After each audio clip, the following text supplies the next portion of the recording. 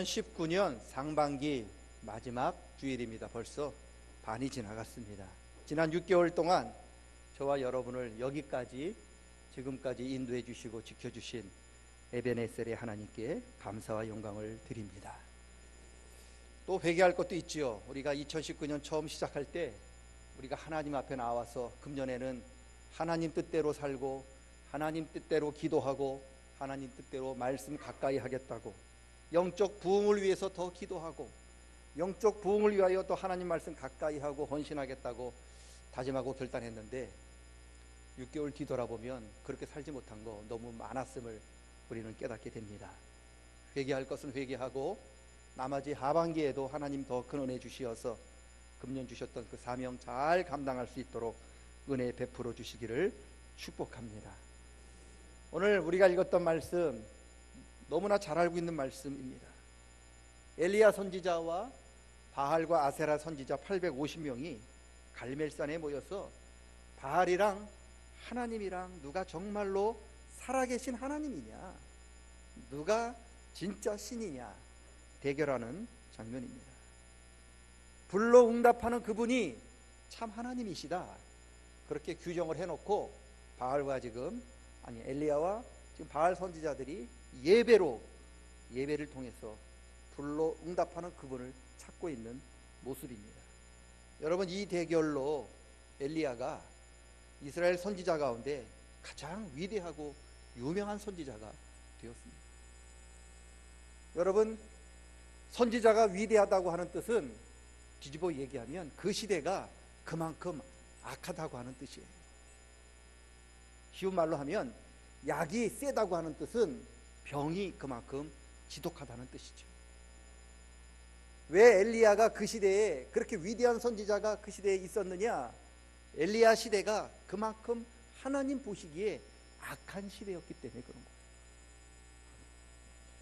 엘리야가 어떤 분이냐? 예수님께서 변화산에 예루살렘의 십자가 지러 올라가시다가 변화산이라는 곳에 올라가서 기도하실 때 예수님 몸이 변하잖아요. 머리끝부터 발끝까지 하얀 옷으로 다 변합니다. 그리고 두 사람이 예수님 앞에 나타나는데 한 사람이 모세, 한 사람이 엘리야예요. 이스라엘 백성들이 가장 사랑하고 이스라엘 백성들이 가장 존경하는 사람이 모세예요. 그런데 예수님과 함께 모세가 나타났는데 그 모세 옆에 엘리야가 있다고 하는 것은 엘리야가 모세만큼 그렇게 위대한 사람이라고 하는 뜻입니다. 엘리야가 그만큼 위대한 분입니다. 구약성경 맨 마지막 책이 말라기인데 이스라엘 마지막 선지자가 말라기입니다. 말라기를 통해서 하나님께서 뭐라고 말씀하시느냐? 하나님이 이 땅을 심판하실 때 그의 백성들에게 마지막으로 돌이킬 수 있는 기회를 주신다는 거예요. 아버지와 같은 심정으로 죄악에 빠진 이스라엘 백성들을 돌이킬 수 있도록 그들을 회개로 이끌 수 있는 사람을 내가 보내리니 그가 누구냐? 엘리야. 엘리야는 이렇게 하나님이 다시 쓰실 만큼, 믿고 쓰실 만큼 위대한 사람. 성경에 보면 죽지 않고 하늘나라에 올라간 사람 예수님 빼고 두 분 있어요. 창세기에 나오는 에녹, 그리고 오늘 엘리야. 그만큼 엘리야가 위대하고 능력 있는 선지자입니다. 근데 왜 그 시대에 이렇게 위대한 엘리야가 등장해야만 했을까? 하나님께서 애굽에서 400년 동안 종살이를 하던 이스라엘 백성들을 애굽에서 건져주시고 출애굽시키십니다. 그리고 그 가나안 땅, 적과 꿀이 흐르는 가나안 땅을 기업으로 주셨습니다. 여러분, 하나님께서 이스라엘 백성들을 구원해 주시고 그들에게 가나안 땅을 기업으로 주시면서 하나님께서 이스라엘에게 바라시는 것은 딱 한 가지입니다. 그게 뭐냐? 400년 동안 종으로 살면서 익숙했던 애굽 사람, 애굽의 신을 따르지 말아라. 그리고 너희가 앞으로 가야 할 가나안 땅, 너희 먼저 살았던 가나안 족속들의 문화와 그들이 따랐던 우상을 따르지 말아라. 그러면 어떻게 살아야 되느냐? 하나님께서는요, 이스라엘 백성들이 가나안 땅에서 하나님 백성답게 살기를 원하셨단 말이죠. 그러면 하나님 백성답게 사는 게 뭡니까? 애굽도 따르는 것도 아니고 앞으로 가야 할 가나안 땅도 따르는 것 아니면 어떻게 살아가는 것이 하나님 뜻대로 하나님 원하시는 삶을 살아가는 것일까? 그 말씀이 바로 신명기 6장 4절 5절이에요. 우리가 잘 아는 쉐마라는 거죠. 뭐라고 기록되어 있습니까? 이스라엘아 들으라. 우리 여호와 하나님은 오직 유일하신 여호와이시니 너는 마음을 다하고 뜻을 다하고 힘을 다하여 하나님을 사랑하고 하나님께만 예배하라. 우리 하나님께서 이스라엘 백성들을 애굽에서 구원해 주시고 가나안 땅을 기업으로 주신 이유는 딱 한 가지, 이스라엘 백성들이 하나님을 사랑하고 하나님께 예배하기를 원하십니다. 그냥 대충 사랑하는 것이 아닙니다. 대충 예배하는 게 아닙니다. 마음을 다하여 사랑하고 뜻을 다하여 사랑하고 힘을 다하여 하나님께 예배하기를 바라셨던 거죠. 그 일 하라고 하나님께서 이스라엘 백성들을 구원하신 것이고, 그 일 하라고 하나님께서 이스라엘 백성들에게 가나안 땅을 선물로 주신 겁니다. 여러분, 어떤 율법학자가 예수님께 묻잖아요. 우리가 받은 계명이 되게 많이 있는데 랍비여, 계명 중에 가장 큰 계명이 뭡니까?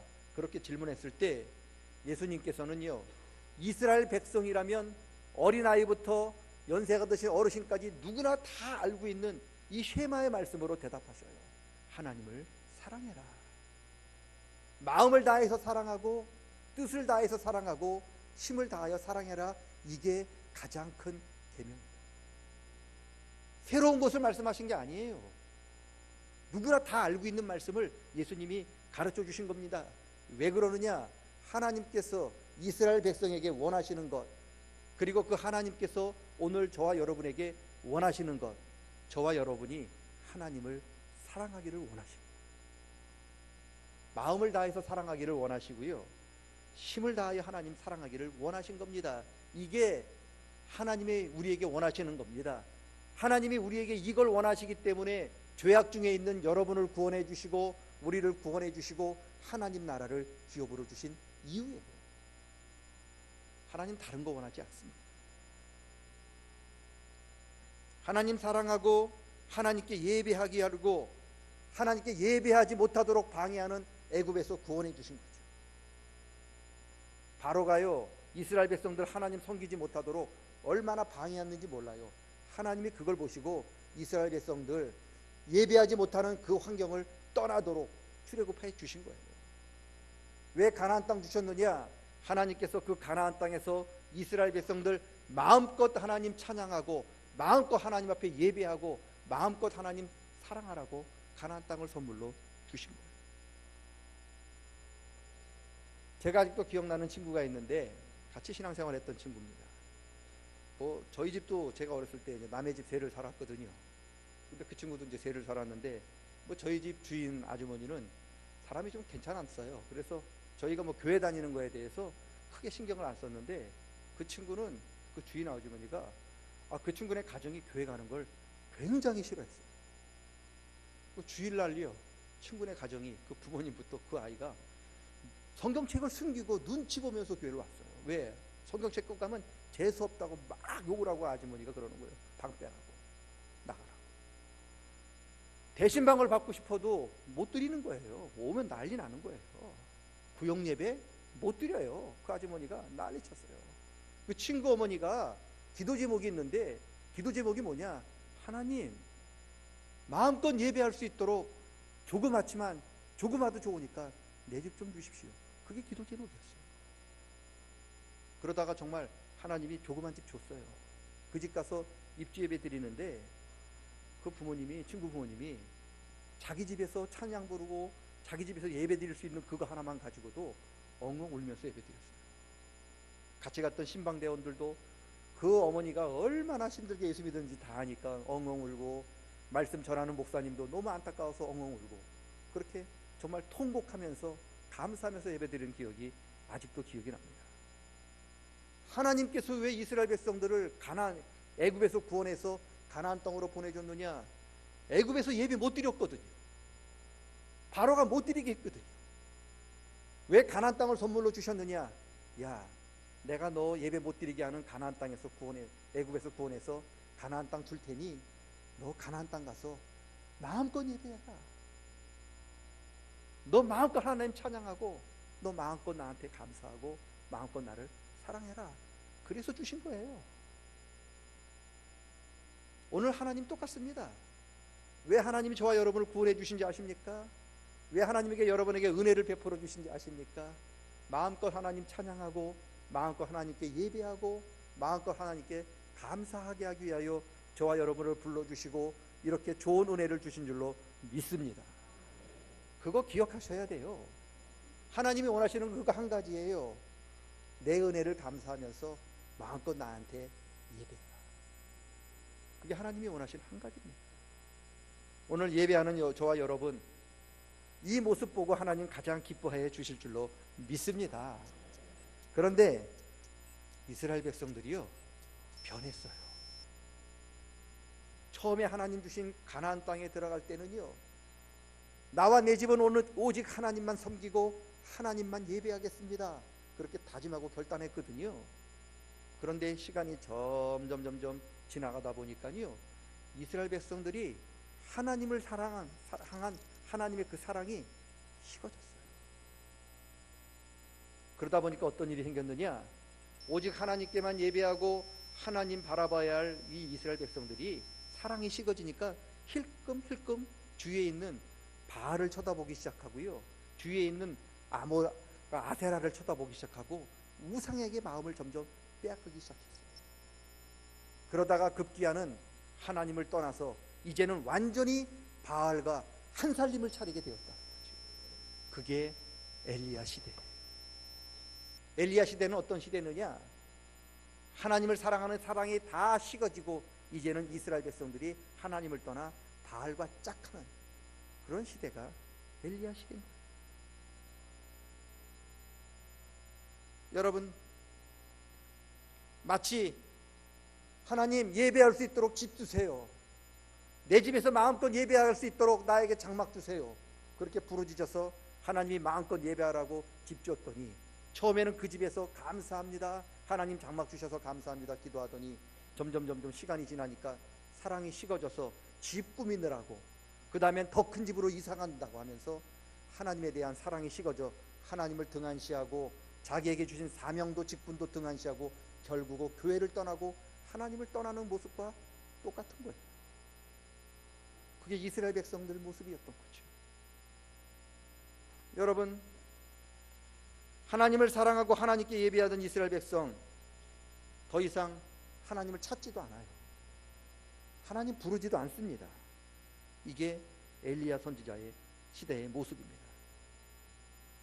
바알을 위해서 모인 사람은 850명인데 하나님을 위해서 모인 사람은 엘리야 혼자라. 바알을 위하여 모여라 그랬더니 많은 사람들이 바알 때문에 득식을 모였어요. 그런데 여기서는 하나님 때문에 모이십시오 그랬더니 엘리야 혼자 왔다니까요. 하나님을 예배하는 사람 찾기가 그만큼 시박하고 어려운 시대가 엘리야 시대입니다. 그게 엘리야 시대입니다. 대부분 사람들은요, 어떤 삶을 살았느냐? 양다리를 걸쳤단 말이죠. 바알도 섬기고 한쪽 팔로는 하나님도 섬기고. 그 모습 보니까 엘리야가 가슴을 치면서 이스라엘 백성들 책망하잖아요. 너희들이 언제까지 이 두 사이에서 하려느냐? 하나님이 하나님이면 하나님을 따르고 바알이 하나님이면 바알을 따라라. 그렇게 이야기할 정도로 양다리 신앙이었단 말이죠. 성전에 가서는 하나님 백성처럼 모습 보이고 바알 신전에 가서는 바알 성도처럼 살아가는 모습이 이스라엘 백성들이었어요. 이런 모습이 오늘도 있습니다. 교회에 오면 성도예요. 그런데 교회를 떠나면 세상 사람과 똑같은 성도의 모습이 사라진 그런 세상 사람 같은 삶을 살아가는 우리들이 바로 양다리 신앙인 거죠. 이것이 바로 엘리야 시대입니다. 갈멜산에는 제단이 하나 있었습니다. 그런데 더 이상 하나님 찾지도 않고 더 이상 하나님께 예배하지도 않으니까 그 하나님을 향한 제단이 무너져서 그냥 방치단 채로 있었던 것입니다. 제단이 무너져 가지고요, 그냥 돌무더기가 된 거예요. 여러분 생각해 보세요. 제단은 제단인데 하나님께 예배하지 않는 제단을 제단이라 부를 수 있을까요? 하나님께 예배하는데 쓰임받지 못하는 제단을 과연 제단이라고 부를 수 있을까요? 여러분, 하나님 있는 백성인데 하나님 백성답게 살지 못하고, 예배해야 할 백성인데 예배드리지 못하고 무너진 제단처럼 살아가는 우리들을 보면서 과연 이게 어떤 시대냐? 이게 엘리야 시대인 거죠. 갈멜산에 하나님께 예배하기 위해서 처음 제단을 쌓을 때는 얼마나 기뻐하면서 쌓았겠어요. 그런데 시간이 지나가니까 하나님에 대한 사랑이, 믿음이 식어지고 결국은 제단이 하나 둘씩 무너지고 돌무더기가 무너지더니 무너진 채로 수십 년, 수백 년이 흘렀던 게 엘리야 시대입니다. 엘리야가 제일 먼저 한 일이 바로 무너진 제단을 다시 쌓는 겁니다. 여러분, 하나님의 불 같은 역사는 저와 여러분이 무너진 제단을 다시 쌓을 때 시작됩니다. 제단은 우리가 하나님을 만나는 곳이에요. 제단은 하나님의 역사가 불같이 임하는 곳이 제단입니다. 제단이 무너지면 우리는 하나님을 찾을 수도 없고요. 제단이 무너지면 하나님의 기적 같은 역사가 우리 삶 속에 나타날 수가 없습니다. 그래서 우리 삶 속에 하나님의 능력이 나타나고 하나님의 은혜가 우리에게 나타나려면 저와 여러분이 제일 먼저 해야 할 일이 무너져 있는 제단을 다시 쌓으셔야 해요. 여러분, 왜 갈멜산에, 하나님의 산이잖아요, 제단이 있는 산에 왜 하나님의 사람들은 없고 왜 바알 선지자 850명이 마치 자기 땅처럼 거기에 우후죽순처럼 쏟아나고 있었느냐? 그곳에 있는 제단이 무너졌기 때문이죠. 왜 이 시대에 이단들이 판을 치고 왜 이 시대에 우상 같은 사람들이 마치 자기 땅을, 자기 시대를 얻은 것처럼 왜 이렇게 우후죽순처럼 판을 치고 있느냐? 하나님의 제단들이 무너지고 있기 때문에 그런 거죠. 하나님의 제단이 세워지고 회복되면 우상들은 물러가게 되어 있어요. 빛이 비추면 어둠이 물러가는 것처럼 예수님의 이름이 능력을 얻으면 사탄이, 귀신이 도망을 가게 되어 있습니다. 그렇기 때문에 무너졌던 제단을 다시 회복시켜셔야 합니다. 하나님께서는 신령과 진정으로, 즉 무너진 제단을 다시 회복시키는 그 사람을 찾고 계십니다. 왜요? 무너진 제단을 다시 쌓는 그 사람이 하나님의 진정한 일꾼이기 때문에 그렇습니다. 하나님 저와 여러분에게 원하시는 것은 간단한 겁니다. 우리가 하나님을 사랑하고 하나님께만 예배하기를 원하시는 겁니다. 이게 하나님이 우리에게 바라는 소망입니다. 그래서 우리는 무너진 제단을 다시 쌓아야 합니다. 우리를 구원해 주시고 우리에게 큰 은혜를 베풀어 주신 하나님의 그 참뜻을 깨달아 하나님을 사랑하는 마음으로 무너져 있는 우리의 제단을 다시 쌓는 저와 여러분 되시기를 축원합니다. 무너진 새벽 제단을 다시 쌓으셔야 해요. 거기서 하나님의 역사가 나타납니다. 무너진 금요 기도의 제단, 무너진 수요 예배 제단, 무너진 구역 예배 제단, 무너진 기관들 여러분 다시 쌓아야 합니다. 거기서 하나님의 역사가 나타납니다. 무너진 말씀의 제단, 무너진 기도의 제단을 다시 쌓아야 합니다. 그럴 때 그곳에서 불과 같은 하나님의 성령의 역사가 나타나게 될 줄로 믿습니다. 이제 남은 하반기에는 저와 여러분이 무너진 채로 지금까지 가만 내버려 두었던 그 제단을 다시 찾아내서 다시 하나씩 하나씩 쌓아갈 수 있기를 축복합니다. 바로 그럴 때 하나님이 그곳에 임재하셔서 여러분을 만나주시고 그곳에서 우리가 하나님 앞에 예배하고 그곳에서 기도드릴 때 하나님께서 불과 같은 능력으로, 불과 같은 권능으로 우리에게 응답해 주실 줄로 믿습니다.